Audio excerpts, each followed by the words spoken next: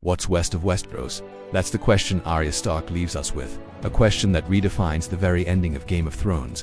While her siblings find their places on thrones and in councils, Arya chooses the horizon. She sails away from the familiar world, away from the wars and politics that defined her life, into a vast, terrifying and exhilarating unknown. But this isn't just a simple departure. It's a profound statement, an echo of a deep, almost forgotten history of exploration that has always lingered at the edges of the known world. To understand where Arya is going, we must first understand those who dared to ask the same question before her. Let's start with what is known. The world of ice and fire has its own Marco Polo, a man named Lomas Longstrider. He wrote 2 books, Wonders and Wonders Made by Man, cataloging the marvels he saw. He walked the demon road in Valyria before the Doom, saw the triple walls of Qarth and gazed up at the mighty titan of Braavos. Lomas Longstrider represents the chronicler, the one who fills in the map. His work is a testament to what has been seen, measured, and understood.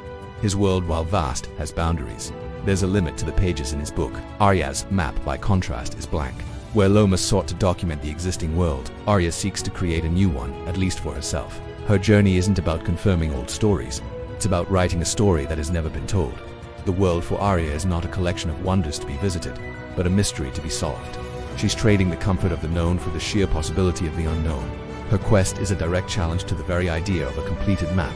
This pull to the west, this fascination with the Sunset Sea, is not a new impulse. It is a siren's call that has lured some of the most audacious figures in Westerosi history. Long before Arya, there was Elissa Farman, a friend and confidant of Queen Rhaena Targaryen. Elissa was a restless spirit trapped by the limitations of her time. In a desperate bid for freedom, she stole 3 dragon eggs and fled Westeros. With the proceeds from selling the eggs in Braavos, she built a ship she named the Sun Chaser. Her goal was singular and audacious, to sail west and never look back. Elissa Farman and her crew vanished into the mists of the Sunset Sea. Most believed they were lost, swallowed by storms or sea monsters. But years later, the legendary mariner Corlys Velaryon, on a voyage to the Far East, claimed to have seen an old weather-beaten ship in the port of Ashai the Sun Chaser. If true, it means Elissa somehow circumnavigated the entire globe. She didn't just sail west of Westeros, she sailed so far west that she arrived in the east. Elissa's ghost hangs over the Sunset Sea, a testament to both the perils and the incredible possibilities of looking toward the horizon. And the Starks themselves have a history with that very same sea. Centuries ago, Brandon, the shipwright, a king in the north, became obsessed with sailing west. He built a fleet and disappeared into the waves, never to return.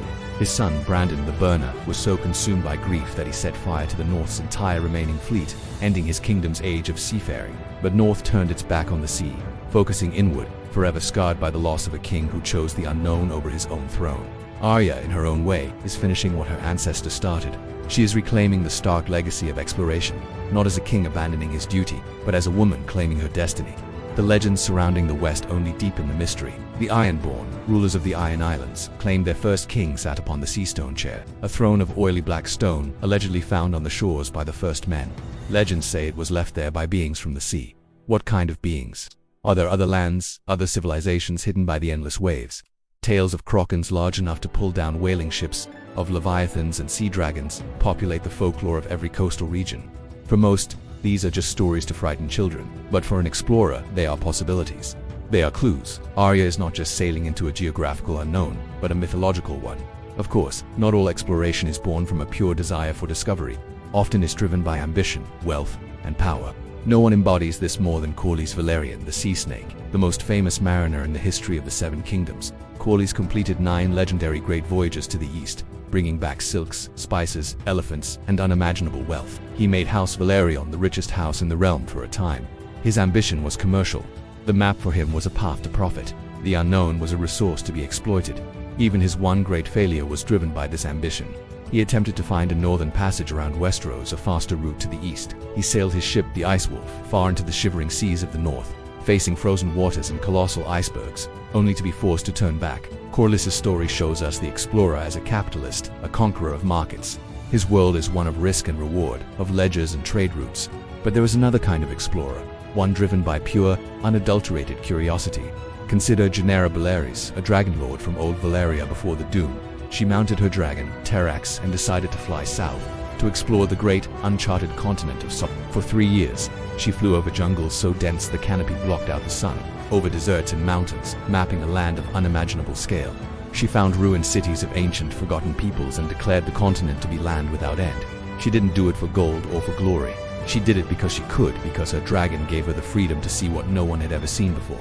She was an explorer of knowledge. So where does Arya Stark fit into this tapestry of explorers? She is not Lomas Longstrider documenting what is already there. She is not Corlys Velaryon seeking wealth and influence. And she is not quite Rhaenyra Belaries, as her quest isn't purely academic. Arya is something new, something different. She is the culmination of all these impulses, distilled into one singular purpose: freedom. Her entire life has been a struggle against labels. She was told to be a lady, but she wanted to be a knight. She was forced to be no one, but she fought to reclaim her name. She was a victim, a killer, a hero, an avenger. Now, for the first time, she is simply an explorer. She is not running from her past. She is choosing her future. Her journey west is the ultimate act of self-definition. Out on the open water, there are no houses, no titles, no thrones. There is only the ship, the stars, and the horizon.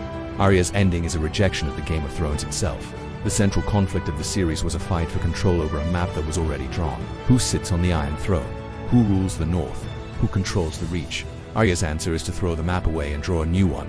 Her story suggests that the greatest victory isn't winning the game, but choosing not to play. She is the true successor to the spirit of Alyssa Farman and Brandon the Shipwright, but with a crucial difference. They were lost to the sea. Arya, we feel, will not be. She has survived everything the world could throw at her. She has faced death in 100 different forms and emerged stronger. She is not a restless adventurer fleeing her life. She is a master of her fate, finally sailing toward it. What's west of Westeros we don't know, and that's the point. For the first time, neither does Arya Stark, and she wouldn't have it any other way. Thanks for watching. If you enjoyed this deep dive into the world of Ice and Fire, be sure to like, subscribe, and let me know in the comments what other lore you'd like to explore. See you next time.